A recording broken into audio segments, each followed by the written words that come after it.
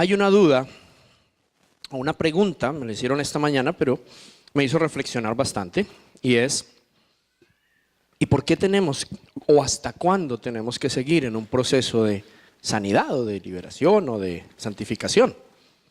¿Alguien se ha hecho esa pregunta? Ok, pero no que Cristo nos hizo libres y ya fuimos libres de la maldición de la ley, ya estamos listos. ¿Hasta cuándo será este proceso? Mónica, ¿me ayudas con Gálatas? Gálatas 4:19, el apóstol Pablo, yo creo que le hicieron la misma pregunta y él dijo: mis hijos queridos, siento como si volviera a sufrir dolores de parto por ustedes, y esos dolores seguirán hasta que Cristo se forme por completo en sus vidas. ¿Hasta cuándo debe seguir entonces este proceso de santificación? Hasta que Cristo se forme por completo en sus vidas. Entonces, si tú dices, no, ya se formó por completo, o sea, ya Cristo y yo somos la misma cosa, pues ya paremos. ¿Vale? El apóstol Pablo también dice en Primera de Timoteo, ¿qué era? ¿4:13? No, mentiras, en Efesios 4:13, hablando de los dones que el Señor dio para su iglesia y de que son para edificar, para preparar, para capacitar a los santos. Y dice que hasta cuándo va a ser ese proceso de capacitación, ese proceso de santificación, ese proceso de entrenamiento. ¿Hasta cuándo? Ese proceso continuará hasta que todos alcancemos tal unidad en nuestra fe y conocimiento del Hijo de Dios. El siguiente.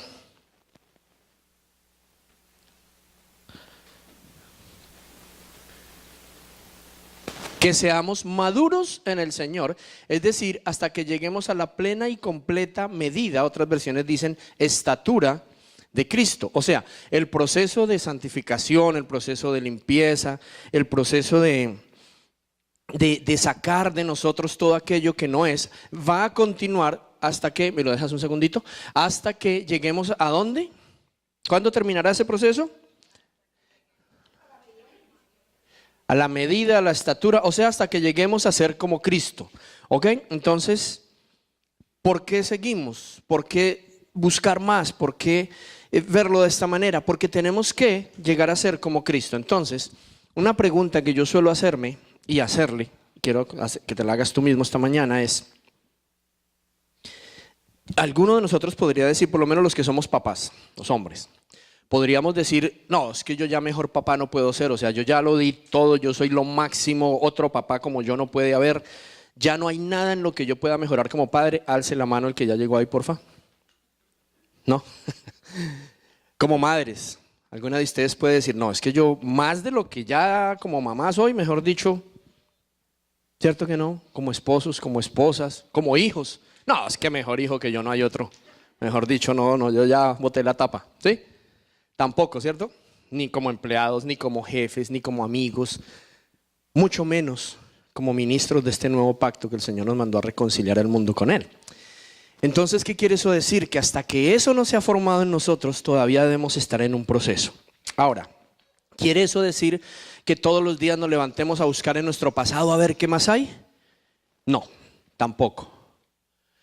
¿Qué es lo que pasa? Que Jesús dijo, por sus frutos los conocerán, y lo que Él espera es que demos fruto. Hablamos durante el fin de semana de que ese fruto, básicamente, está descrito, el fruto del Espíritu de Dios en nosotros, que es el mismo que estaba en Cristo. O sea, las características de Cristo están en muchas partes de la Biblia, pero si los pudiésemos resumir de pronto, al menos por los títulos, sería en Gálatas 5:22, ¿cierto? Donde está el amor, donde está la paz, el gozo, la paciencia, la amabilidad, la bondad, la humildad, la fe, el dominio propio. Entonces, es sencillo. ¿Cómo sé yo si hay algo allí en cierta área de mi vida que no le agrada al Señor, algo que todavía está produciendo un mal olor? ¿Cómo sabe usted que su cocina no está suficientemente limpia? Si usted ya le pasó el Clorox a todo, bueno, el Windex, yo no sé qué limpiador será, se nota que la limpio harto. Agua con vinagre, ese no falla. Y usted limpió ya bien todo, y usted mira y no ve nada. ¿Cómo? ¿Pero qué? pero huele. Y usted, pero ¿por qué si yo no veo nada? Posiblemente se cayó un pedacito de pollo por allá detrás de la estufa y lleva varios días por ahí y está oliendo. ¿Podría ser? Es el olor.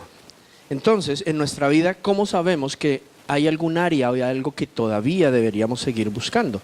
Pues porque si de pronto yo estoy bien, chévere y todo, y de pronto mi esposa me hace alguna pregunta de qué hice o por qué hice o esto, y pero esto por qué, no sé qué, y al rato se supone que yo oro, ¿cierto? Entonces voy y me doy cuenta, o mi esposa o las esposas generalmente se lo dejan a uno saber, ¿no? Que la actitud no fue la correcta. Y si uno va realmente delante de Dios y dice, ¿por qué no fui paciente? ¿Por qué perdí la paz?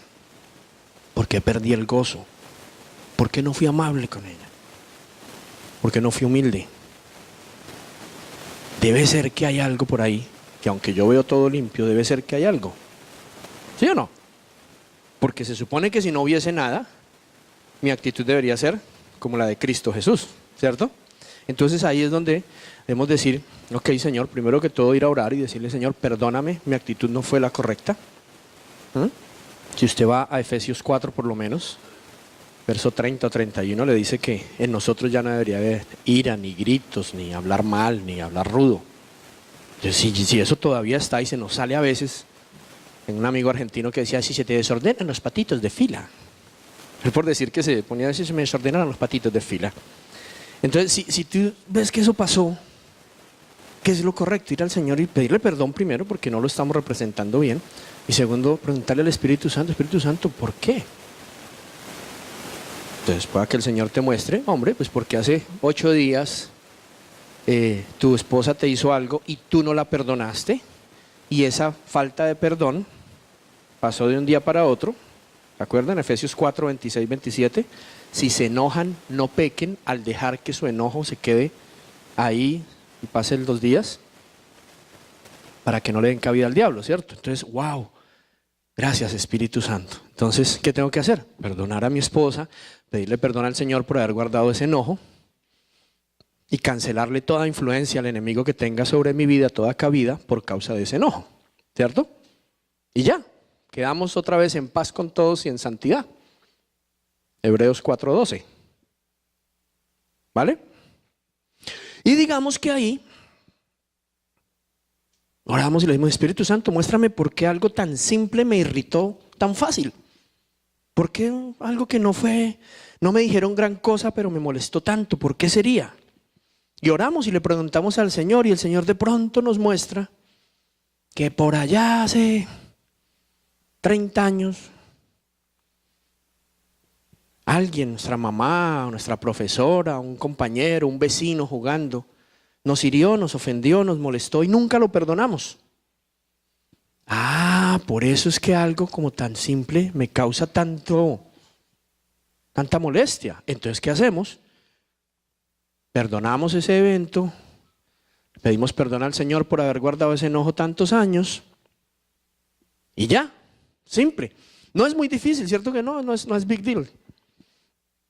¿O sí? ¿No?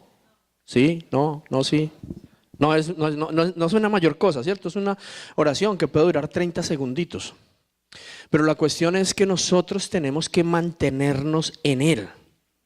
Juan capítulo 15, Jesús hablando, decía, y se comparaba a Él con una vid y a nosotros con las ramas, decía, aquel que estando en mí no permanece, entonces no dará fruto. ¿Cierto? Como la ramita de una vid, si se desconecta del tronco, pues no le van a salir uvas en la punta. ¿Tiene sentido? Aquel que estando en mí no permanece. ¿Qué significa permanecer en Cristo? Pues que Cristo permanezca en nosotros, que Él, sus características estén en nosotros. Entonces, en realidad deberíamos evaluarnos día a día, por eso es orar día a día. Yo no creo que la oración día a día implique que oremos todos los días diciéndole al Señor lo que no se le olvidó. Yo tengo algo y es que hago todos los días el to-do list, ¿cómo se llama eso? El reminder de lo que uno tiene que hacer. Y hay días que me frustro mucho porque cuando miro la lista del día anterior, Se me quedaron casi todas las cosas otra vez, y, o sea, casi que paso la lista copy-paste para el... Sí, a veces que me molato y no hago lo que tengo que hacer.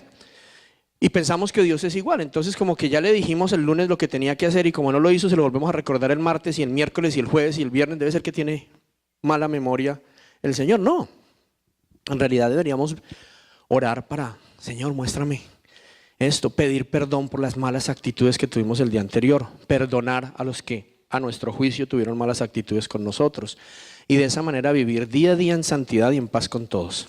¿Vale? ¿Por qué empecé con esto? Pues porque me pareció muy clara la pregunta y la duda que me expresaron esta mañana. Yo dije, seguramente varios la podemos tener. Porque uno dice, ok, si ya estoy en Cristo y si ya las cosas viejas pasaron y si todas son hechas nuevas, ¿por qué yo tengo que seguir en este proceso? Y la verdad es porque estamos en un mundo que está caído bajo maldición y que todos los días nos quiere contaminar. Y lo logra por lo general. Tenemos un enemigo que anda suelto, que anda como un león rugiente y que todos los días busca cómo hacernos trastabillar, cómo dañar nuestras relaciones, cómo dañar, robarse nuestra paz, nuestro gozo, nuestro todo. Entonces él no descansa. Nosotros deberíamos como todos los días ponernos al día y arrancar el día en paz o terminar el día en paz. ¿Ok? ¿Vale? ¿Está bien? Bueno, entonces vamos a continuar hoy. Hemos venido hablando para este estudio, para este taller basado en el material de Biblical Foundations of Freedom de Art Mathias o Art Mathias. Hemos hablado de los principados de Satanás, o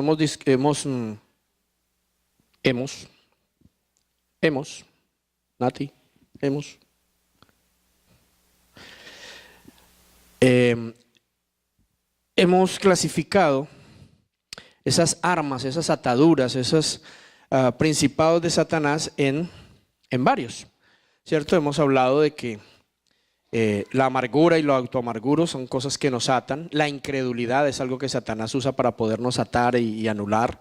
Los celos y la envidia, el rechazo, el ocultismo. Vamos a hablar ahorita del temor. Vuelvo a aclarar algo que aclaré durante el fin de semana. No estamos diciendo que exclusivamente estos son o que esto es la verdad absoluta. Seguramente en otros estudios y para otros efectos puedan aparecer o mostrarse o estudiarse en otros principados de Satanás, ¿ok?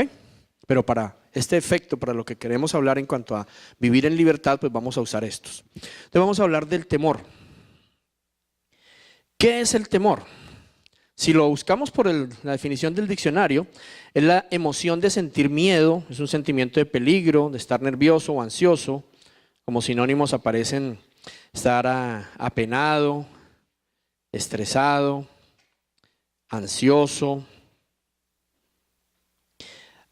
También está el miedo que Dios puso en nosotros. ¿Se acuerdan que concluimos que Satanás no ha creado absolutamente nada? De manera que aún el miedo o el temor lo puso el Señor en nosotros para protegernos. Porque, por ejemplo, imagínense que uno no sufriera de miedo, cero miedo. Entonces usted va a 120 por hora y ve una señal de tránsito que dice curva cerrada a la izquierda. Pues como usted no tiene miedo, pues sigue a 120. Lo más seguro es que pase derecho, ¿no? O el miedo es el que cuando uno está muy cerca a algún lugar a tropezarse o algo, pues uno se quita. El miedo es algo que Dios puso en nosotros para guardarnos, para protegernos. Pero tenemos un engañador que imita absolutamente todo, copia absolutamente todo para tergiversarlo. Entonces, si vamos a la raíz griega, o como en la Biblia está escrito, están dos palabras, fobia y deilos, que significan estar con miedo, alarmado, lleno de temor. Eso es lo que traduce. ¿Qué pasa con el? Gracias. ¿Qué pasa con el miedo? ¿Qué es lo contrario o lo opuesto a la fe? Muchas gracias. 4 días después caímos en cuenta de que esa era la mejor. Gracias. Es todo lo opuesto a la fe, ¿ok? Ya el temor que se opone a lo que Dios dice es contrario a la fe, es lo opuesto a la fe. Acuérdense que el Señor dice que el justo por la fe vivirá. Y que si no es de fe, por fe, no es de su agrado, ¿correcto? ¿Vamos bien hasta ahí? Entonces el temor que Satanás pone en nosotros es el temor que nos impide llevar a cabo lo que Dios dice. Y eso ya se llama o ya se considera lo opuesto a la fe. ¿Qué es la fe? Si nosotros fuéramos a definir fe, pues buscamos en la Biblia, en Hebreos 11:1, creo que muchos no sabemos esa definición. Fe es la certeza de lo que se espera, la convicción de lo que no se ve, ¿correcto? Fe es estar seguro de que estamos esperando algo que aunque no lo vemos, sabemos que va a venir. ¿Vale? Eso es fe. Estar seguros, tener la certeza de que estamos esperando algo que no vemos con nuestros ojos, no lo vemos venir, pero que sabemos que va a estar ahí. ¿Ok? ¿Qué le da sustento a nuestra fe?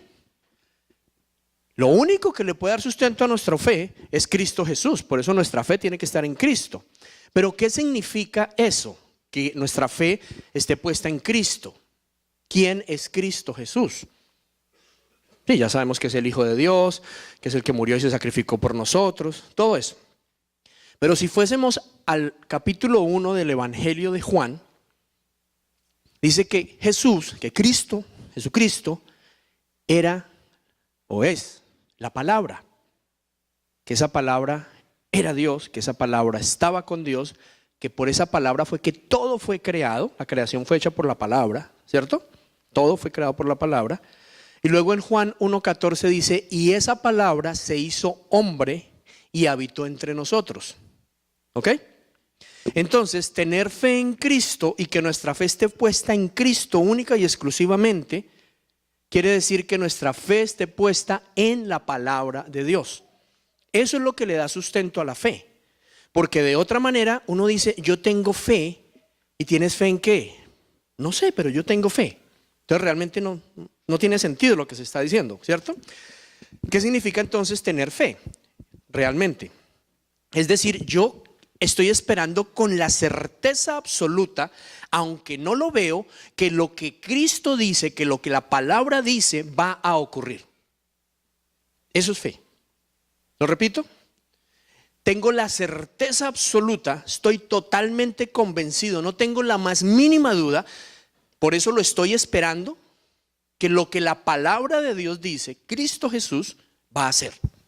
Esa es fe. En eso tiene que estar puesta nuestra fe, en el autor y consumador que es Cristo Jesús. ¿Ok? Esa es la fe. De otra manera, si la fe no está puesta en Cristo, ¿en qué está puesta? A veces tenemos mucha fe en nuestra fuerza. No, yo sé que yo voy a sacar este proyecto adelante. Yo sé que yo puedo terminar este trabajo. Yo sé que yo voy a criar bien mis hijos. Yo sé que yo voy a ser un buen marido. Yo sé, pero realmente nos quedamos cortos cuando nuestra fe está puesta en nosotros, ¿cierto que sí?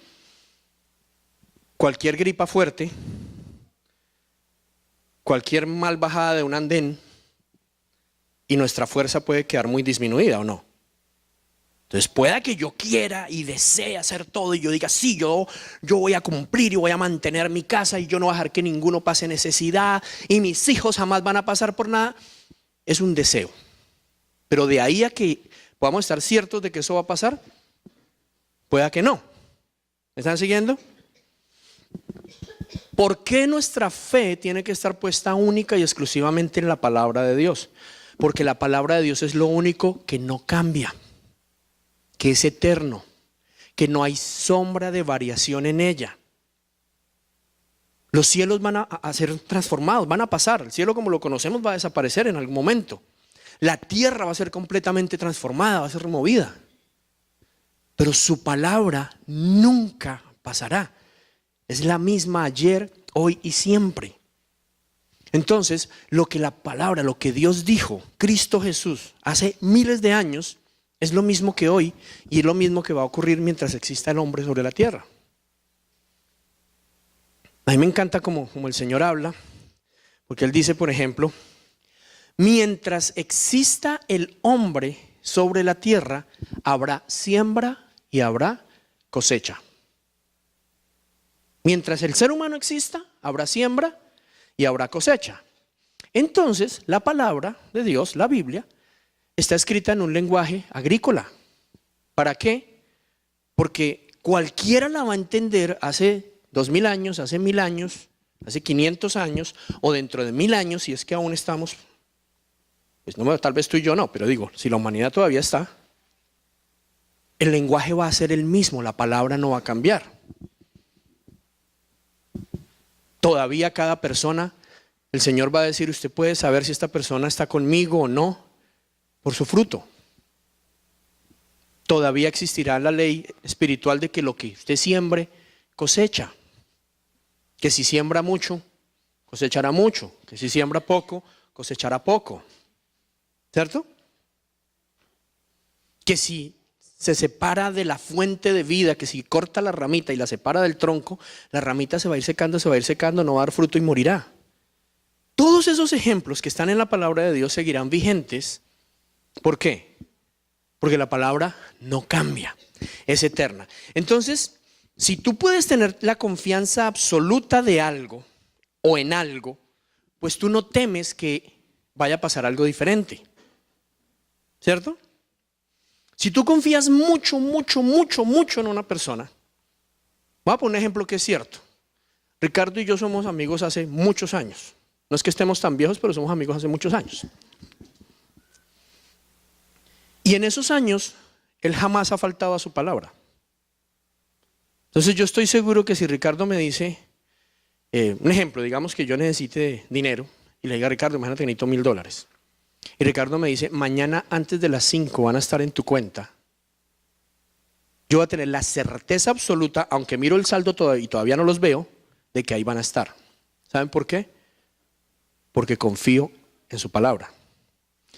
Entonces, si de pronto mi esposa me dice, ¿y qué tal mañana a las 7 la plata no esté, nos metimos en un problema? Yo le voy a decir, yo no tengo temor. Tengo nada de temor. ¿Por qué? Porque yo estoy seguro que si Ricardo dijo que antes de las 5 va a estar en mi cuenta, va a estar en mi cuenta antes de las 5. Así que no hay temor. ¿Se entendió el ejemplo? ¿Por qué tengo la certeza? ¿Por qué no tengo temor de que voy a quedar mañana a las 7 cuando vengan por el dinero a mi casa? Porque confío en alguien. Entonces tengo la certeza, entonces yo no me levanto mañana, ¡ay, qué voy a hacer! No, ya está solucionado, pero no están, no importa. Tengo una palabra en la que creo. Imagínense si eso puede ocurrir a nivel humano. Imagínense en la palabra de Dios que es eterna, que no cambia, que no hay sombra de variación, que no se echa para atrás, que no se arrepiente. Que tú mires y tu palabra de Dios te dice esto, tú digas, wow, ahí me paro, no pasa. Pero es que no lo ves, no importa, si Él dijo, va a pasar. Entonces se dan cuenta por qué la fe es la antítesis o lo opuesto al temor. No hay temor donde hay fe. No hay temor donde hay fe porque tenemos la certeza absoluta, confiamos en que lo que Él dijo es verdad.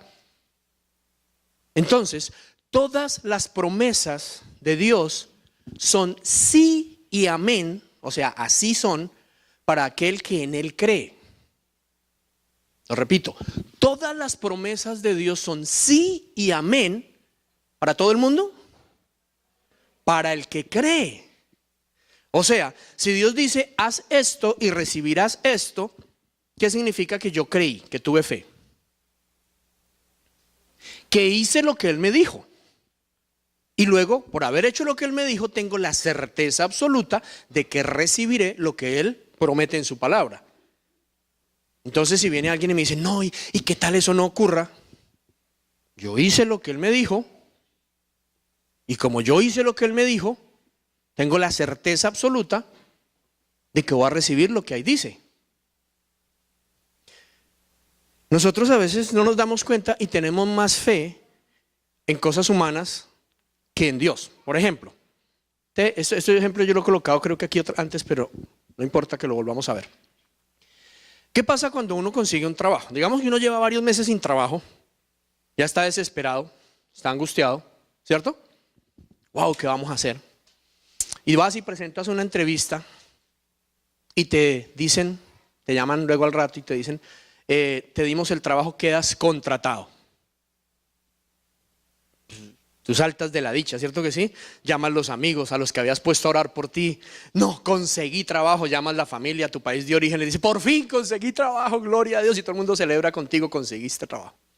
Entonces tú vas a tu primer día de trabajo o a la entrevista, ya cuando firmas el contrato, ¿cierto? ¿Y qué te dicen?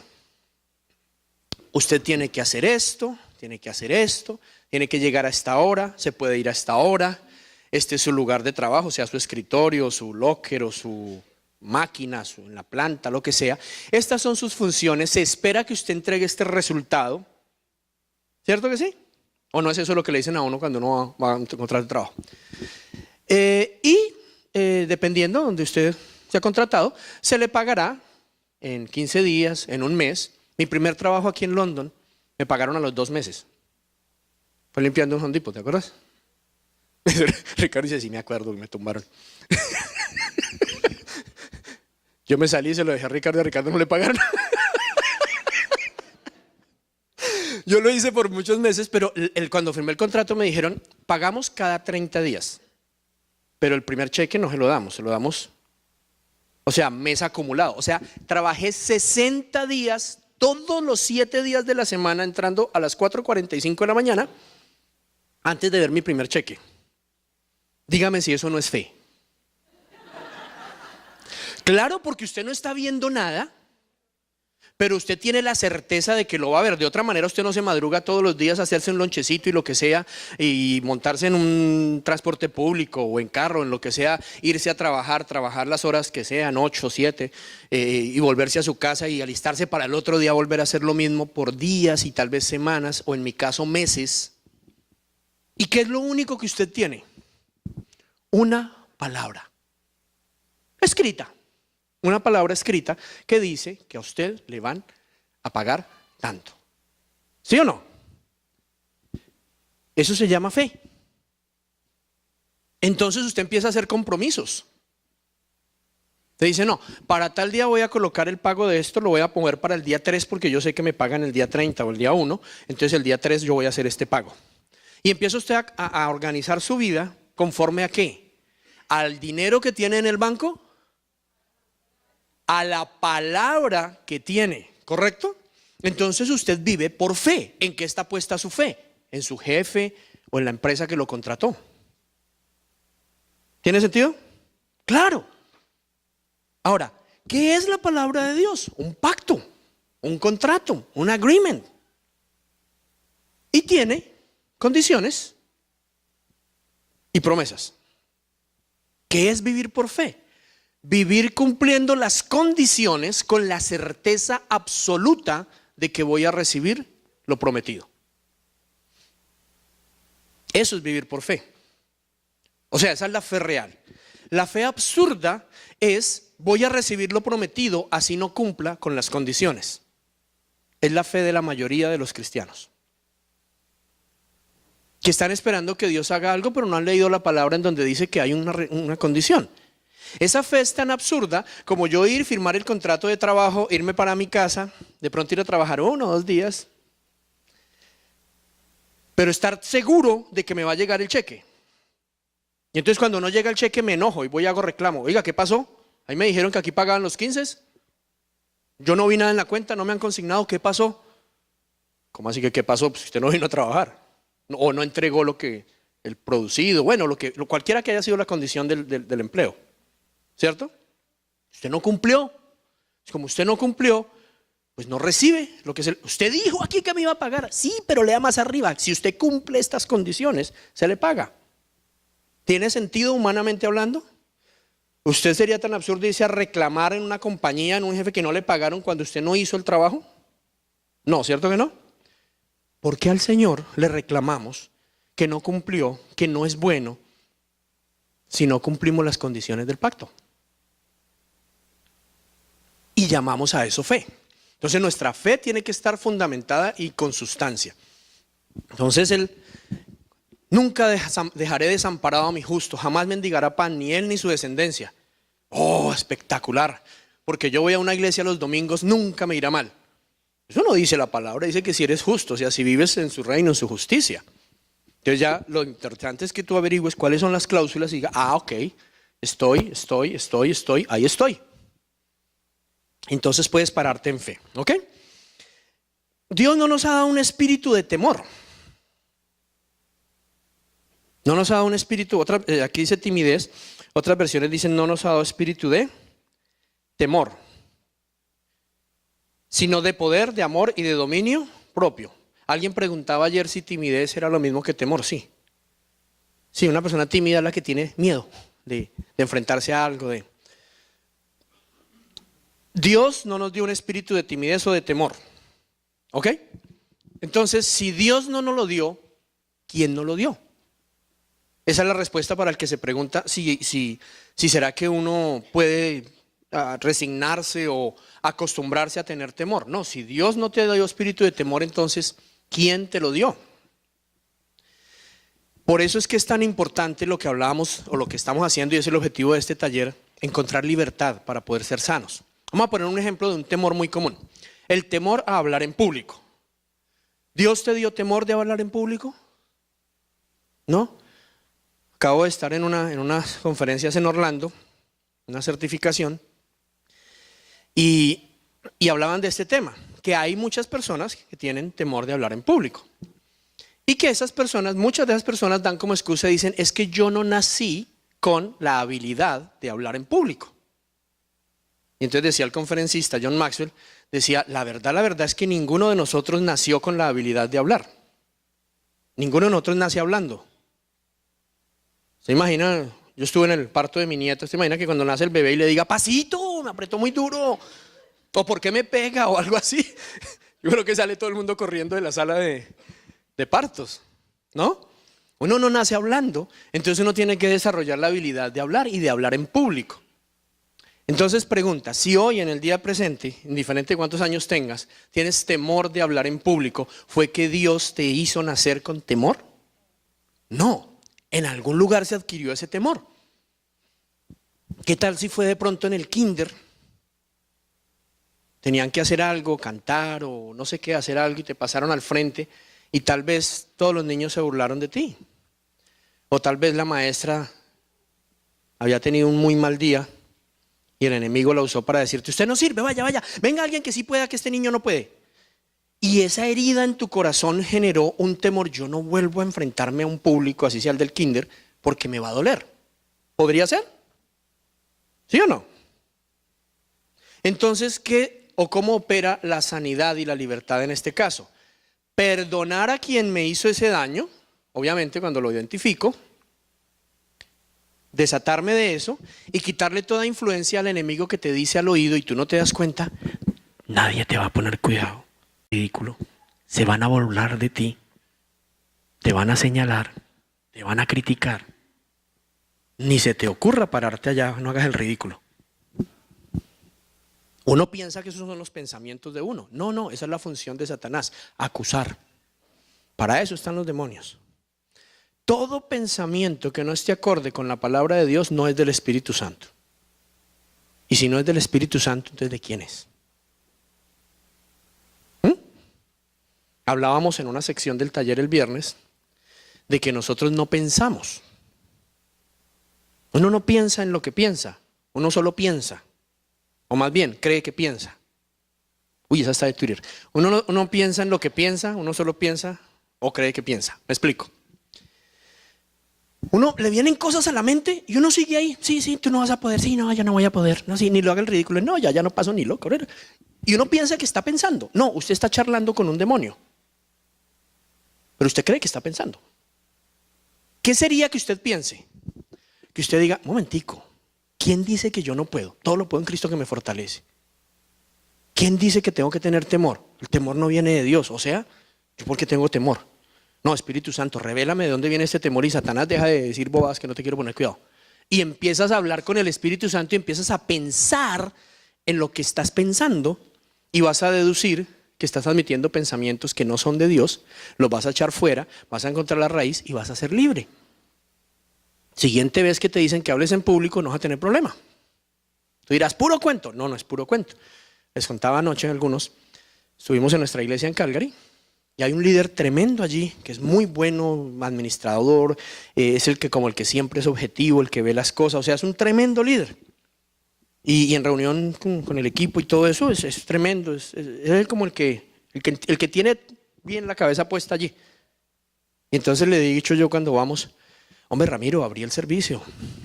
No, pastor, no, mándeme si quiere, dígame que le trapee todo esto, que haga lo que quiera, pero yo le hago lo que sea, menos pararme allá a hablar. Pero hombre, dale, mira que, no, pastor, no, a mí no me pongan esas, no, yo no. Entonces, bueno, otro día estábamos hablando y empezamos a preguntarle al Señor que nos mostrara el por qué. Y él tuvo un recuerdo, cuando él era niño, se acuerda de estar en la casa y su papá desarmó un reloj y lo estaba limpiando muy bien. Lo siguiente que se acuerda es que está jugando en la calle y ve al papá hablando con el vecino, se acerca y el papá tiene el reloj en la mano y está hablando con el vecino y él mete la cucharada y le dice, ese era el reloj que tenías desarmado y estabas limpiando.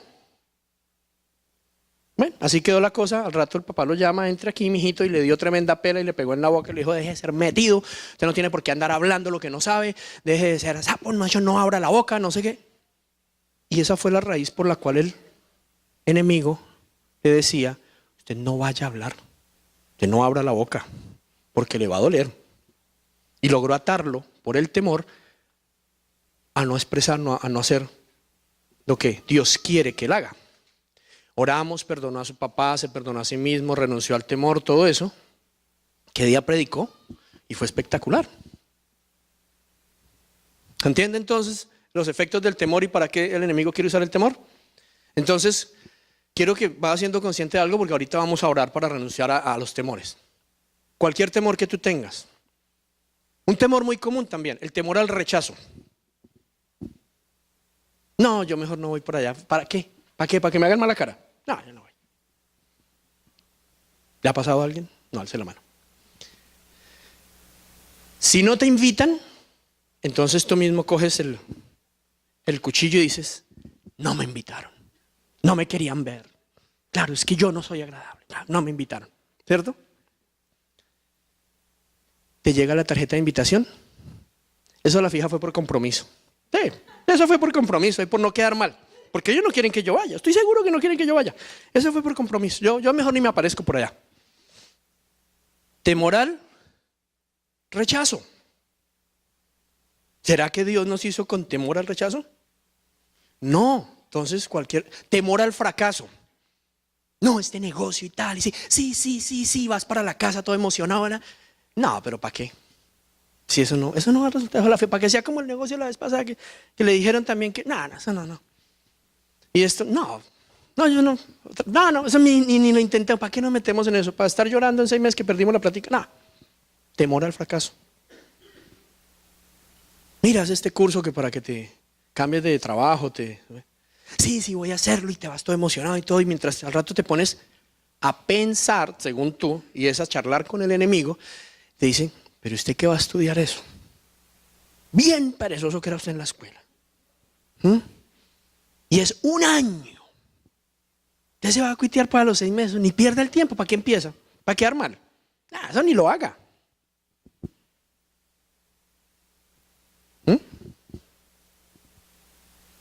El temor a hablar en inglés. Amén. ¿Usted ha ido a Walmart? ¿Ha ido a Home Depot? ¿Ha ido a Tim Hortons? What do you want? ¿Ha ido a un supermercado chino? Aquí hay supermercado chino en London. ¿Ha ido a un supermercado chino? Autoatiéndase, mijo, porque no. Nosotros cerca de la casa tenemos uno y cuando a uno por carne le toca uno.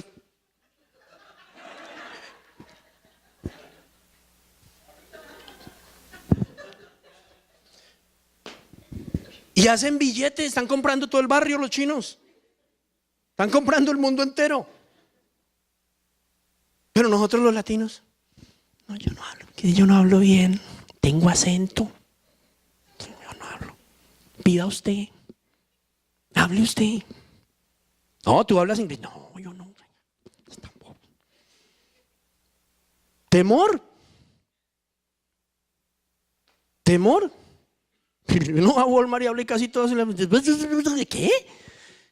Y si usted es una de dos, usted afina bien el oído, lo que sea, o se hace entender con señas o eso, y si no, no puede obtener lo que usted necesita. Pero el empleado no tiene problemas. El problema es uno. Anoche salimos de aquí, nos fuimos a comer aquí enseguida con una familia. Y nos atendió, creo que era un chino, un japonés, yo no sé, ojirrasgado.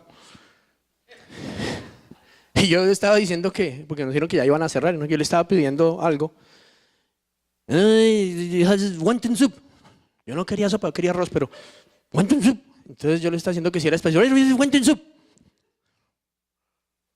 Sí, pero ese spicy is hot, es wonton soup.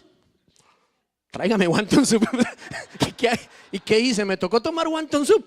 Ahora, al tipo le pagan su salario común y corriente. Y hasta propina le dejamos. Bueno, le dejó el que pagó. Me tocó tomarme lo que a él le dio la gana. Eso fue verdad, eso pasó anoche como a las 10 de la noche. Pero muchos de nosotros no vamos a trabajar porque es que yo solo sé decir wonton soup. Pues venda wonton soup si es lo único que sabe decir. Pero el temor es lo que no nos deja. Y Dios no nos hizo con temor. Ahora, el punto no solamente es ir a vender wonton soup, el punto es hacer y llevar a cabo el propósito de Dios con nosotros, pero no nos atrevemos. ¿Compartes tú tu fe en Dios todos los días con quien quiera que te cruzas? No, porque qué tal me rechacen, qué tal se burlen de mí. Eso a la fija van a decir que no. No, es que eso todo el mundo habla mal del Señor y eso, todo el mundo dice que las iglesias son no sé qué y que los pastores son ladrones. Yo ni para qué hablo. Entonces estás anulado completamente por el enemigo por causa de él. Temor. Si tú no eres capaz ni de hablar en inglés, mucho menos te vas a parar a compartir tu fe. ¿O sí? Es el temor que el enemigo pone, pero no es de Dios. Entonces quiero que vas pensando en cualquier temor que tú tengas, el que sea, o los que sean, para que ahora podamos renunciar a eso, ¿ok? El que no ha conocido a Dios, no ha conocido el amor, porque Dios es amor. Y en el amor no hay temor. Por eso el que tiene fe en Dios no espera nada malo, no tiene temor. El temor es creerle a Satanás. El temor es creer que va a pasar lo que el diablo dice, no lo que Dios dice. ¿Se acuerdan de Job capítulo 3? Que dice, lo que tanto me temía, eso me ha sobrevenido. O sea, yo tenía fe, tenía la certeza absoluta que aunque no lo veía, lo malo me iba a llegar. Hebreos 11:1, pero aplicado en el temor. ¿Qué es el temor? Estar seguro de que me va a pasar lo malo. Yo estoy seguro de que no me van a dar el trabajo, ni para qué voy. Estoy seguro que esa plática se perdió. O sea, estoy creyendo más a lo que el enemigo me dice que a lo que el Espíritu Santo me dice. La gente dice, es que yo no escucho al Espíritu Santo. Bueno, lea la Biblia, la misma historia. Nunca el Espíritu Santo te va a decir algo que no esté en la palabra, porque se contradeciría. Nunca. ¿Estamos claros? Eso es una premisa. O sea, no se preocupen, es la hija de Silvia que la está llamando. No se desconcentren. Esto es muy importante que lo entiendas, porque hay gente que se incomoda o a veces siente y dice, ay, pero yo no entiendo por qué a mí el Espíritu Santo no me habla. Porque no lees. La única manera de que tú logres entender lo que el Espíritu Santo dice es que leas la palabra, porque nunca Dios te va a hablar algo que no esté en la palabra. Por eso cuando alguien viene y dice, no, es que Dios me dijo que me separara. Come on, man. No es. El Espíritu Santo siempre va a hablar lo que dice ahí. Entonces, el que conoce a Dios no tiene temor, porque el amor perfecto echa fuera el temor. Mientras el que teme está esperando castigo, así que no ha sido perfeccionado en el amor. Hemos hablado durante todo el fin de semana de que Dios es 100% bueno. 100% bueno. Que lo malo que viene a tu vida no es lo que Dios quiere que pase en tu vida, son tus propias decisiones, es el pecado el que permite que Satanás pueda destruir o dañar tu vida, tu salud, tu economía, tu hogar, tus hijos. ¿Ok? Entonces, si yo no conozco y no tengo una relación perfecta con Dios, entonces vivo en temor y estoy esperando castigo. Una cosa es esperar castigo y otra cosa es cosechar lo que sembré. Son dos cosas completamente diferentes. ¿Ok? Si yo agarro una piedra y la tiro para arriba y me pongo a orar, Padre, en el nombre de Jesús, esa piedra no cae, la ato, la desato, no va a caer, no va a caer. Satanás, te reprendo, tú no haces que esa piedra, ¡pah!, me rompió la cabeza. Dios me castigó. Dios me castigó y me rompió la cabeza. ¿Cómo suena eso? Absurdo, ¿cierto? Ridículo.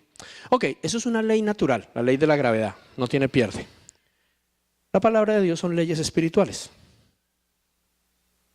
Entonces yo no puedo decir que Dios me castigó, sino que yo estoy incumpliendo una ley. Voy a poner un ejemplo de leyes espirituales. La ley de la siembra y la cosecha. Yo no siembro. Sí, yo no cuido a nadie, yo no llamo a nadie, yo no visito a nadie, yo no me preocupo por nadie. Cada quien con su vida. Y después yo estoy solo en mi casa, enfermo, nadie me llama, nadie me visita y no me puedo parar ni a hacerme una agüita, un tecito. Dios es muy malo. Dios me castigó. ¿O fue que eso fue lo que yo sembré?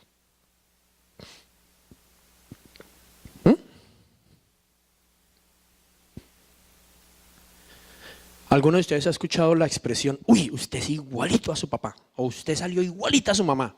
¿Alguien la ha escuchado? ¿Sí? Ok. Tenemos amigos, ¿cierto? Que nos han contado. Y entonces uno dice, pero ¿por qué Dios me castigaría haciéndome igual a mi papá con la misma o a mi mamá? Dios no te castigó. Hay una ley espiritual que dice, en todo aquello que juzgues, en eso te convertirás. Entonces no fue que Dios te castigó haciendo lo mismo, fue que tú juzgaste tanto esto, no lo perdonaste, no resolviste el evento, que esa ley espiritual está activa en tu vida. ¿Cómo serías libre de eso? Perdonando los eventos o las situaciones dolorosas que me causó mi papá en ese caso, pidiéndole perdón al Señor y arrepintiéndome de haber juzgado, porque es una ley espiritual, no juzgues, y cancelando todo poder o autoridad o influencia que tenga Satanás sobre mi vida por causa de ese pecado. Ya, simple, se fue. Ay, no lo vuelvas a hacer, ¿no? O sea, deja de hacerlo. ¿Tiene sentido? ¿Es complicado? Es demasiado simple. Lo que pasa es que no lo hacemos a diario. Todo lo que no es de fe es pecado. Y las cosas que tememos nos van a pasar. ¿Por qué? Porque estamos poniendo fe en lo que el enemigo dice. El temor me dice que todo se debe a mí mismo. La fe me dice que todo es en Él, que todo es por Él y todo es para Él, que sin Él nada pasa. El temor te dice, no te van a querer. El temor te dice, tú no lo vas a poder hacer. El temor te dice, no lo vas a alcanzar. El temor no te dice, ni siquiera lo intentes. El temor te dice, ni siquiera lo hables o lo compartas, no pidas. Pero todo está referenciado en ti. La fe te dice, en mí eres más que vencedor. En mí todo lo puedes. En mí estás completo. Conmigo nada te faltará. Conmigo estás protegido. El temor está basado en mí. La fe está basada en Él. Completamente opuesto. ¿Cómo entra el temor en nuestras vidas? A través de lo que vemos y a través de lo que oímos. A través de lo que vemos y a través de lo que oímos. Por eso es tan importante guardar nuestros ojos y guardar nuestros oídos. ¿Usted alguna vez se ha juntado con una persona negativa? Yo estuve aquí, viví aquí hace 13 o 14 años en London y fui unas 3 semanas creo a la escuela de inglés. Y me salí porque todo lo que escuchaba era negativo. Este país de porquería, es que eso que le da a uno el welfare no alcanza, es que aquí no sé qué, es que aquí, todo era malo. Estaba en una clase de inglés en que habían 45 colombianos o latinos y 2 musulmanas. Las musulmanas no me decían ni hi, porque ellas no hablan con otro hombre. Eran tapadas hasta aquí. Y los colombianos y las colombianas todo el día hablaban en español y no hablaban sino cosas negativas. De Canadá. Y solo hablando de lo bueno que vivíamos en Colombia, el trago que tomábamos en Colombia, de la rumba en Colombia, de cuándo hacemos la rumba aquí, de deberíamos importar aguardiente antioqueño. No, ¿verdad? Esas eran las charlas todo el tiempo. Y país de porquería y no sé qué. No. Intenté compartir, de hecho la compartí mi fe y invité a la gente a la iglesia y todo eso. 1 o 2 creo fueron, ¿no? Y decidí que no iba a aprender inglés ahí, pues era obvio, hablando todo el día español, ¿qué inglés iba a aprender? Pues no, me salí. Pero entiende, lo que quiero que entiendan de esto es, si uno anda todos los días con una persona negativa, ¿será que usted se empieza a volver negativo? ¿Usted qué cree?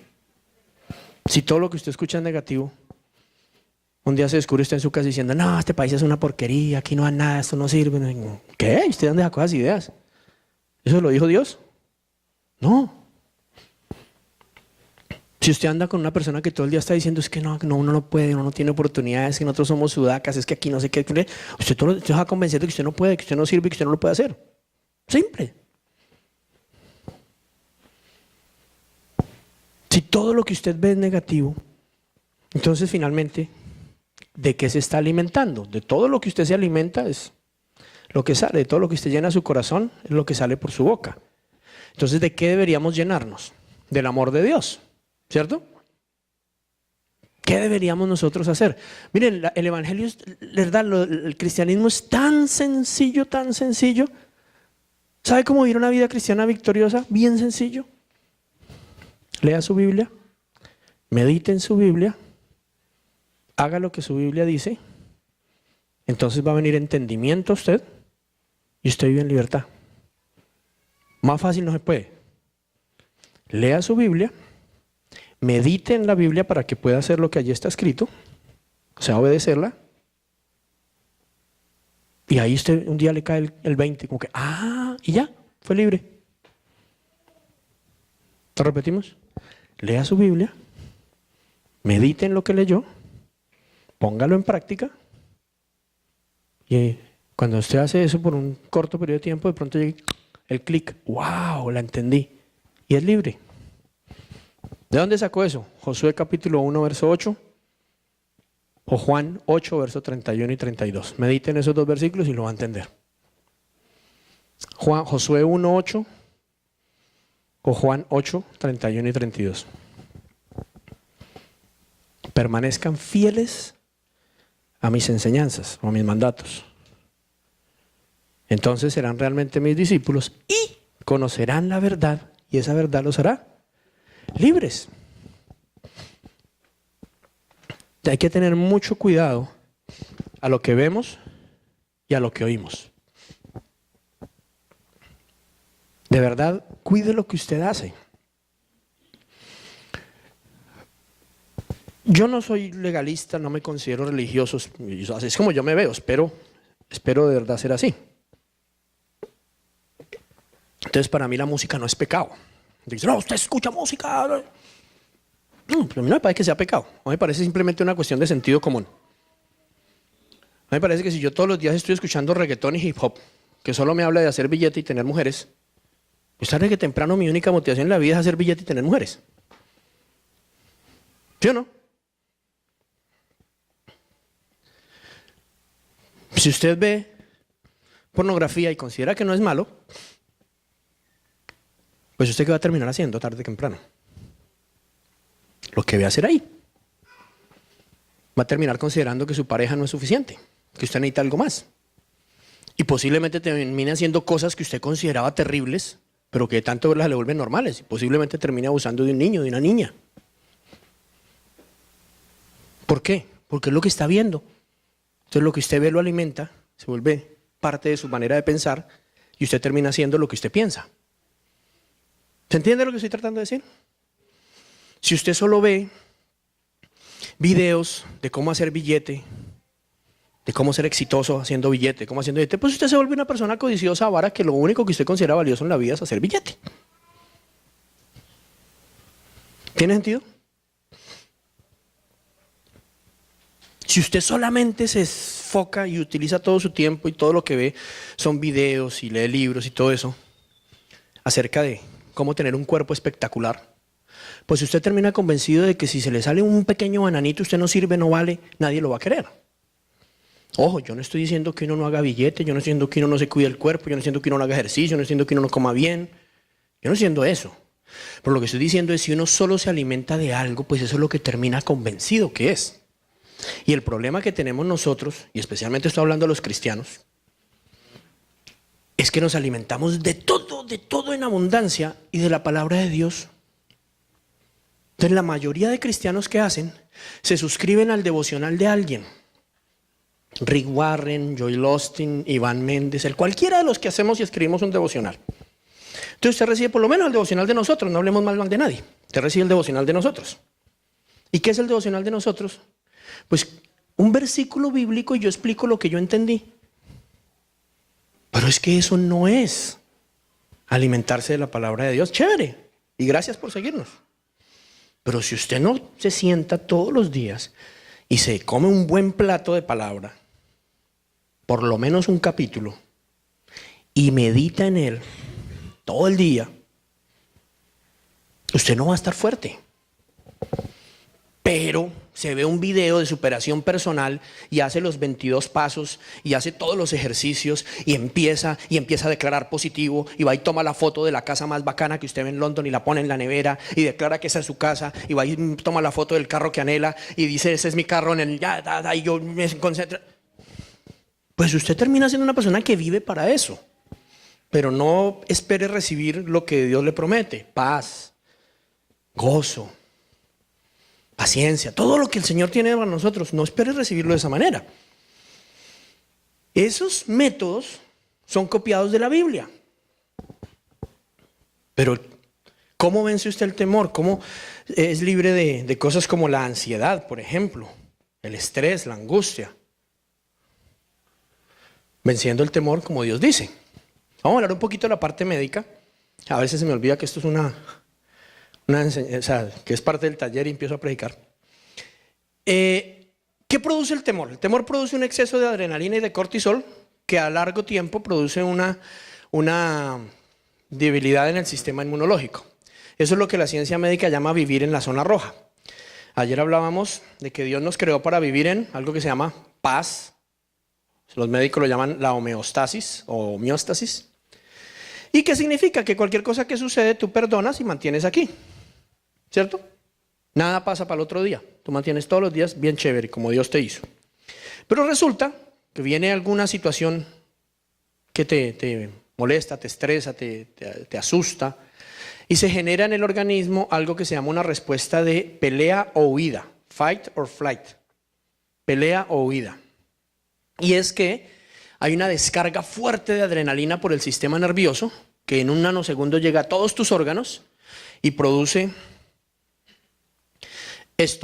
lo que una descarga de adrenalina. Inmediatamente el cerebro percibe una amenaza real o imaginaria, los pulmones se llenan de aire para enviar más oxígeno, los músculos de las extremidades se contraen preparando el cuerpo para huir o para luchar, el corazón aumenta la velocidad de bombeo de la sangre, las arterias del estómago se contraen para que llegue más sangre a los músculos, el hígado libera glucosa en grandes cantidades como energía extra. Eso ocurre en un nanosegundo. ¿Alguien ha tenido algún susto alguna vez? Eso queda uno listo, ¿sí? Uno salta uno, o bueno, hace lo que sea, como los médicos dicen, o sea, queda listo o para salir corriendo o para pelear. Ok. Entonces, eso ocurre aquí. Si eso no se resuelve, entonces, esa adrenalina que venía por el sistema nervioso se va diluyendo. En los hombres toma más o menos unas 3 horas volver a la normalidad. Una mujer puede tomarle hasta 72 horas en muchos casos. Por eso usted puede que tenga lo que tenga en el día y usted por la noche está fresco y chévere. Y su esposa sabe que no puede dormir. Es normal, así nos hizo Dios. Pero finalmente, por el sistema nervioso vuelve a la normalidad. Pero si aquello que provocó el shock, el estresor, pues no se resolvió, el organismo sigue produciendo, ya no por el sistema nervioso, pero por el sistema endocrino, o sea, por las glándulas suprarrenales, por todas las glándulas del cuerpo, sigue produciendo cortisol, entre otras. Y eso mantiene que con el tiempo genera enfermedades, genera desgaste. Y eso es lo que se llama estrés. Tomemos un ejemplo, el que dije del niño en el kinder, que lo humillaron o se burlaron de él. ¿Sí? ¿Qué le pasa cuando a usted se burlan de usted o algo de usted? Inmediatamente ¿cierto? Usted siente que le ponen rojas las orejas, que y usted quiere salir corriendo de ahí o agarrar a todo el mundo a golpes, ¿cierto? Así sea un niño. Ok. Entonces, bueno, eso pasó. Ya se fue para la casa. Si era un niño, pues 3 horas más tarde ya no está, ya no está llorando, ya está, se le fue. Pero nunca lo resolvió, nunca perdonó, nunca fue a Dios con esa situación, no lo resolvió como Dios dice, con perdón y con arrepentimiento, sino que siguió su vida normal. Sin darnos cuenta, ese niño sin darse cuenta, toda su vida sigue generando y está listo y alarmado. Por eso es que cuando le medio dicen, ¿usted quiere opinar? No. Cualquier cosa que implique como que la gente lo voltea a mirar cuando va a hablar, inmediatamente sigue generando en su cuerpo esa descarga de mantenerse en un estado constante de pelea o huida, pero ya no es tan consciente porque no está en el sistema nervioso, pero está en el sistema endocrino por las glándulas. Y va produciendo ansiedad, va produciendo angustia, va debilitando el sistema inmunológico. ¿Tiene sentido? ¿Usted de pronto identifica algo de esto? ¿Cómo sabemos que sufrimos de eso? Cuando tú escuchas algo, de pronto, 10 personas aquí charlando y están contando una historia de pronto triste, y tú eres el único que está llorando. Posiblemente eso que están pasando, que estás viendo, que estás escuchando, te revive y como eso está ahí vivito, produce en ti mucho dolor o una tristeza más allá de lo normal. O cuando uno medio lo tocan y ahí mismo, ¿cierto? A veces uno va por ahí, no sé si le ha pasado en la calle, subiéndose al metro, alguna cosa, que usted de pronto roza a alguien o le pega. Y la persona en vez de decir, excuse me, sino que, ¿qué fue? ¿Qué es? ¿Que no me vio? ¿Qué va a hacer? ¿A alguien le ha pasado? ¿Alguien ha visto algo así? Esa persona fue seguramente herida, abusada, maltratada, lo resolvió, no lo resolvió, digo, y en su organismo está constantemente una descarga de cortisol y una adrenalina que está ahí viva, y medio lo tocan y me digo, ¿qué? Eso solo pasa en el metro, ¿no? Eso no pasa en la casa.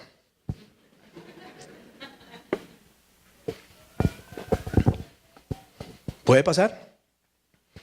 Yo no he visto niños que son muy violentos o muy estresados, muy irritables.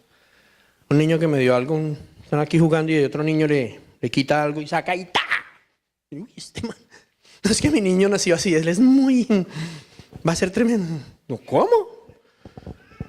Pelado lo que está, tiene que resolver asuntos. Los papás tienen que resolver asuntos con el niño. ¿Tiene sentido lo que estamos diciendo? O sea, no se resolvieron esos temores. Y los temores entonces generan mecanismos de defensa.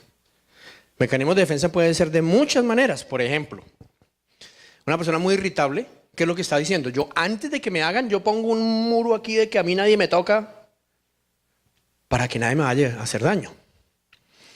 Hay otras personas que tienen un mecanismo de defensa, es yo me hago invisible. Que son las personas que a veces están en un lugar y usted ni se dio cuenta. Analice de pronto en su salón de clases, ¿alguna vez usted vio un invisible? Los que llegaban, no saludaban, hacían lo suyo, no brillaban, volvían y se iban. ¡Hey, que si vamos a ir a jugar! No, yo me voy. Yo no quiero que nadie me note para que no me haga daño. En Colombia se dice una palabra, pues yo no sé si en otros lugares sean grosería, pero es el mamagallista, el tomapelo, el recochero. ¿Cómo le dirán en Salvador o en México? Yo sabía cómo le decían en México, pues me olvidó. Que a toda hora echan cuento, el de todo hacen un chiste, que no toman nada en serio. Esas personas que son tan chéveres, que usted puede ser amigo de ellas por 3 años y todos los días se ríe y usted no tiene ni idea siquiera dónde vive. Nada. Nada, porque la manera de que nadie llegue cerca a su corazón es siempre hacerle cuento a todo. Siempre le hace cuento a todo, de todo hace burla, de todo hace un chiste, todo es... Y uno dice, ¡ay, qué persona tan agradable y todo! Pero usted no tiene ni idea de cómo es. Porque eso es un mecanismo de defensa.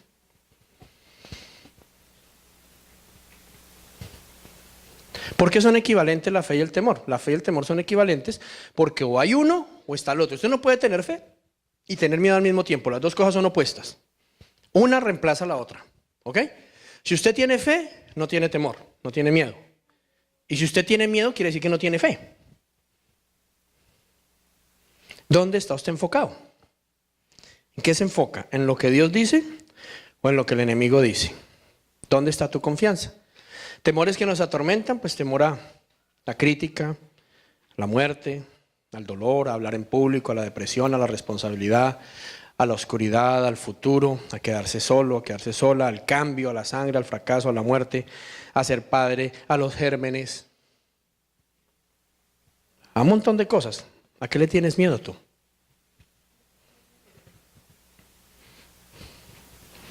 ¿A qué le temes?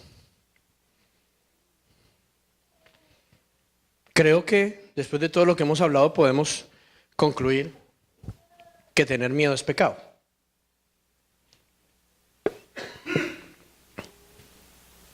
Y dice, ¿cómo así? ¿Tener miedo a hablar en público es pecado? Todo temor, acuérdense, Dios no te dio espíritu de temor, te dio espíritu de poder, de amor y de dominio propio. El temor es pecado, es no creerle a Dios. ¿Cómo ese temor está impidiéndote vivir y cumplir el propósito de Dios en tu vida? ¿Cómo el temor te está impidiendo ser el líder de tu casa, el hombre, el sacerdote? ¿Cómo el temor a ser dañada te impide ser la ayuda idónea y te impide ser una mujer sujeta? Porque tú piensas que si cedes un poquito vas a sufrir. ¿Cómo el temor te hace ser rebelde y no sujetarte a la autoridad, rebelarte a tus padres, rebelarte a todo lo que se te dice? ¿Cómo el temor te impide comprometerte en tu iglesia local a servir y a dar de todo lo que Dios puso en ti para que una ciudad sea transformada? Porque tienes temor a volver a ser herido, tienes temor a ser abusado, tienes temor a ser dañado. Porque el temor te impide hacer lo que Dios dice que hagas. Porque el temor te impide amar a los demás incondicionalmente sin esperar nada a cambio. Porque el temor te impide dar pensando que si das, te vas a quedar sin nada.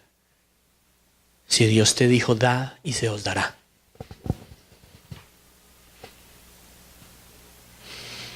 Porque el temor te impide creer que el verdadero amor es dar la vida por otros. Y dar la vida es dar tu tiempo. En una palabra, ¿por qué los temores que alimentas y que has tenido desde hace mucho tiempo, posiblemente desde la niñez, te hacen dudar de que lo que Dios dice es verdad?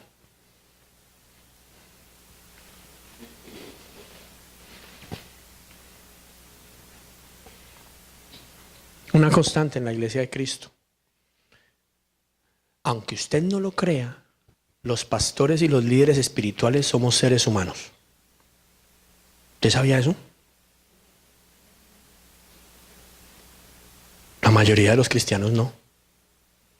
La mayoría de los cristianos piensan que somos angelitos tan espirituales que no nos podemos equivocar. Y entonces cuando un pastor o un líder se equivoca, no es digno de ser perdonado. La gente se va de una iglesia y se va a otra, pero se va a la otra esperando que ese sí va a ser infalible y ese no se va a equivocar nunca en nada. Pero como ya fue herido aquí, entonces en esta ni se arriesga y no se compromete. Y se sigue así. Y por eso estamos llenos de cristianos que más que ser instrumentos en las manos de Dios para transformar una ciudad, somos jueces. Ahorita están en el Festival de Cine en Toronto, el TIFF, Toronto International Film Festival. Y están allá como los críticos de cine. Tuvo buena la actuación, bien la expresión corporal. Le falta un poco de fuerza al personaje. Y a veces nos sentamos en las iglesias así. Por temor. Temor a volver a ser heridos. Pero Dios no nos diseñó ni nos creó para eso. Dios nos creó para transformar la ciudad.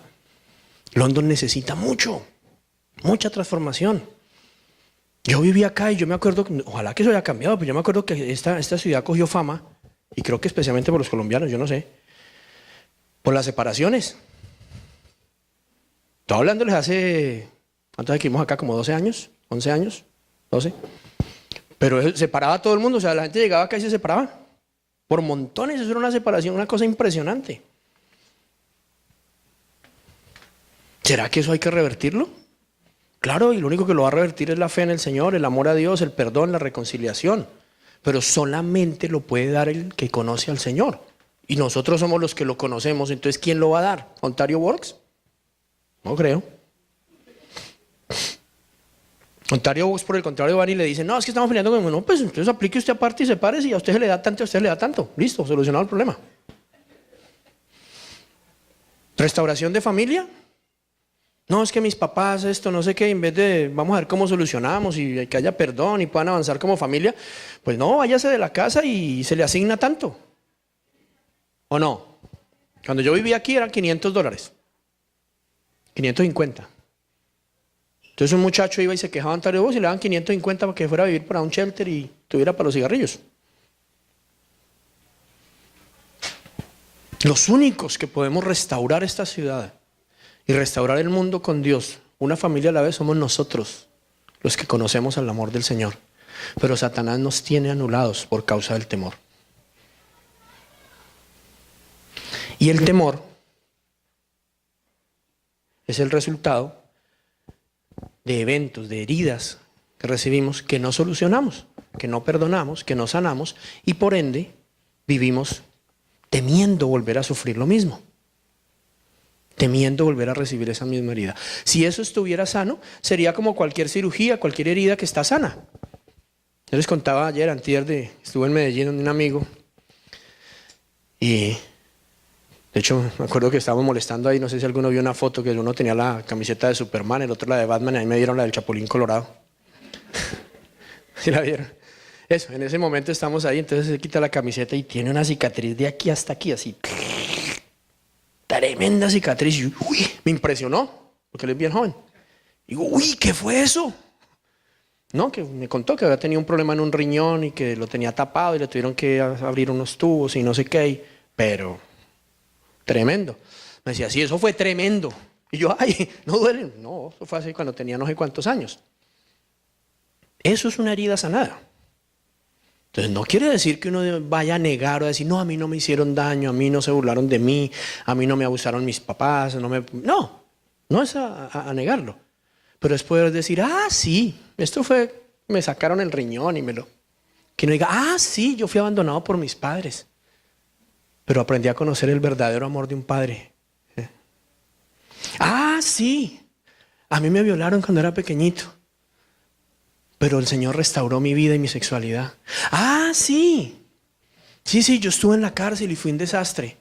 Pero gracias al Señor que restauró mi pureza, restauró mi vida. Y ahora antes puedo ayudar a otros. Sí, yo robaba. Yo fui ladrón internacional. Pero ahora trabajo y ayudo a otros. Sí, yo fui prostituta. Sí. Pero el Señor me restauró y me dio vida. Y ahora soy una madre de generaciones. Poder decir, mis heridas fueron sanas y poder aplicar lo que pasó en la cruz del Calvario a mi vida presente. Porque no se trata de aunque repitamos que Dios ya lo hizo. Sí, Jesús en la cruz llevó nuestras enfermedades. Sí, Jesús en la cruz canceló nuestras maldiciones. Sí, Jesús en la cruz pagó por nuestros pecados. Todo eso es verdad. Es una verdad eterna. Pero que eso sea verdad eterna en la eternidad no quiere decir que nuestra vida diaria sea verdad. ¿O sí? Porque para que lo que realmente pasó se vuelva verdad en mi vida presente, yo tengo que hacer lo que el Señor me dijo. Perdonar al que me hizo daño y arrepentirme de todo aquello que entró en mí que estuvo mal. Cuando alguien nos hizo daño, hay que perdonar a la persona. Pero ¿qué pasó en nosotros? Seguramente entró ira. Digamos un papá que nos abusó, era verbalmente, era muy castigador, o estuvo ausente, nunca estaba ahí para nosotros. ¿Sí? ¿Eso es una herida? Ok. Entonces lo perdonamos te perdono porque nunca estuviste ahí cuando te necesité. Y es por eventos, ¿no? Te perdono el día que, teniendo 9 años, me partieron la nariz porque me estaban haciendo bullying. Y me perdono porque me acuerdo ir caminando a mi casa llorando sin tener con quién hablar. Te perdono por no haber estado ahí. Eso es un caso real, eso me pasó a mí a los 9 años. Te perdono. Pero ¿qué pasó? Que en esa caminata como de 8 cuadras de la escuela hasta mi casa, maldije a mi padre, me llené de ira, renegué de Dios y propuse a mí nunca nadie me va a volver a hacer esto. Empecé a hacer ejercicio, empecé a comer cabezas de fósforo, porque escuché que a los gallos de pelea les daban cabezas de fósforo para que fueran más bravos. Entonces cada vez que pasaba por la cocina cogía 2 o 3 cabecitas de fósforo. Y al Dios que conocía en ese momento le pedía ser fuerte. Y me volví un abusador a los 11 años. De los 11 años hasta los 30 años. Fui un tipo peligroso. Mi esposa llegó un momento en que me dijo, no salgo contigo ni a almorzar. Porque así fuera en sano juicio. Yo era de esos que de verdad medio me miraban y ¿qué hubo? ¿Qué fue? Era peligroso. Entonces no fue solo perdonar a mi papá por lo que me hizo. Fue pedirle perdón a Dios por haber permitido que en mí entrara la ira, los celos, el resentimiento, la violencia, la rabia, por haber maldecido a mi papá. Y pedir perdón, o sea, perdón y arrepentimiento. Y eso desapareció. ¿Cuál fue el problema de haber sido tan violento? Que a mis 2 hijos mayores, en sus primeros años los levanté así. Se medio equivocaban y era una pela.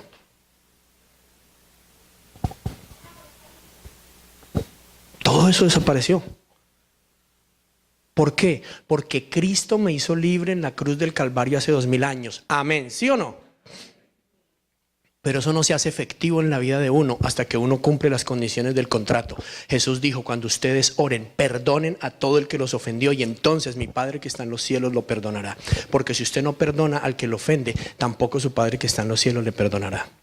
Entonces él no dijo simplemente, diga y cuente la historia de que Jesús lo hizo hace 2000 años. Dijo, haga esta parte para que reciba esta parte. Es un contrato. ¿Sí o no? Primera de Juan 1:9.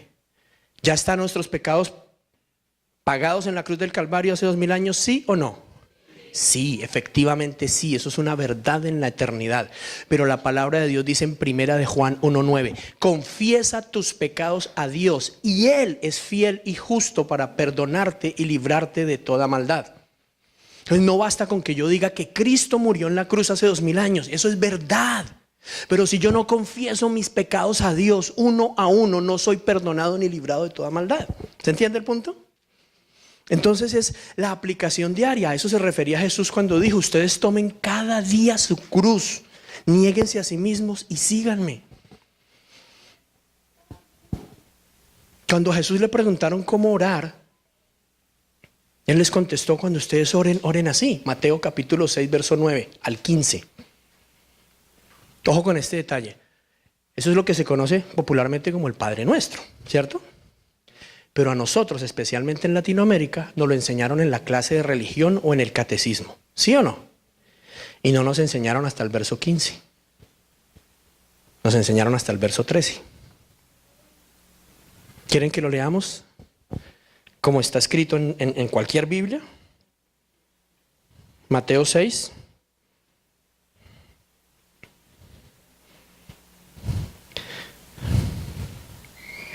Verso 9 en adelante.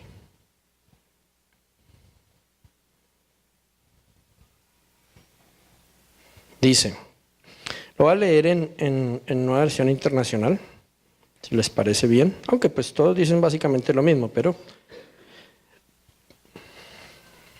dice, ustedes deben orar así: Padre nuestro que estás en el cielo, santificado sea tu nombre.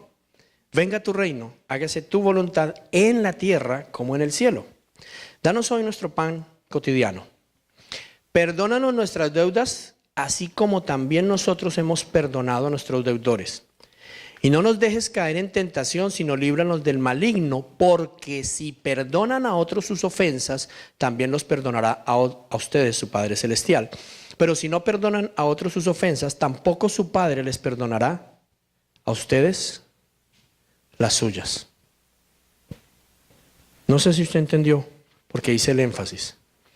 Del verso 12 al 14 es una sola expresión. No son ideas separadas. Se lo leo otra vez solo del verso 12 al 14. Perdónanos nuestras deudas, como también nosotros hemos perdonado a nuestros deudores, y no nos dejes caer en tentación, sino líbranos del maligno. Porque si perdonan a otros sus ofensas, también los perdonará a ustedes su Padre Celestial. Pero si no perdonan a otros sus ofensas, tampoco su Padre les perdonará a ustedes las suyas. ¿Por qué le preguntaron a Jesús, enséñanos a orar? Eso ya lo hemos enseñado aquí también. Podían haberle preguntado, enséñanos a resucitar muertos de 4 días, enséñanos a sacar monedas de oro de un pez, enséñanos a sanar ciegos de nacimiento, enséñanos a muchas cosas. Los discípulos le preguntaron, enséñanos a orar, porque ellos entendieron que el poder y todo lo que Jesús era venía de su relación con Dios. Entonces, enséñanos a orar. El enséñanos a orar llevaba implícito, si aprendemos a orar como tú oras, y a comunicarnos con el Padre como tú te comunicas, todo eso otro va a llegar, va a estar ahí. Y en una oración tan corta, le dice, cuando oren, oren así. Y en esa oración tan corta, más de la mitad de la oración dice, perdonen. O sea, ¿usted quiere tener toda la plenitud de Jesús? Pareciera que está implícito ahí que el requisito esencial es perdonar. Entonces empieza a cobrar sentido y dice, ¿por qué sería que Jesús, cuando le estaban clavando la cruz, dijo, Padre, perdónalos, ellos no saben lo que hacen? Pudo haber dicho cualquier otra cosa, pudo haber dicho, ay, ay, ay, o no sé, otra cosa. Pero Padre, perdónalos porque no saben lo que hacen. Porque él entendía que si no perdonaba inmediatamente, Satanás iba a entrar en él, iba a tener cabida en él. ¿Será importante perdonar? ¿Tú qué crees? Para no vivir en temor, para no vivir en amargura, para no sufrir de celos, ni de envidia, ni de rechazo, para no manifestar ninguna de las características de la naturaleza de Satanás, sino para vivir manifestando cada día de nuestra vida la naturaleza de nuestro Padre Celestial. Para eso fuimos creados, para ser la imagen y la semejanza de Dios en la tierra, para ser Cristo Jesús en la tierra.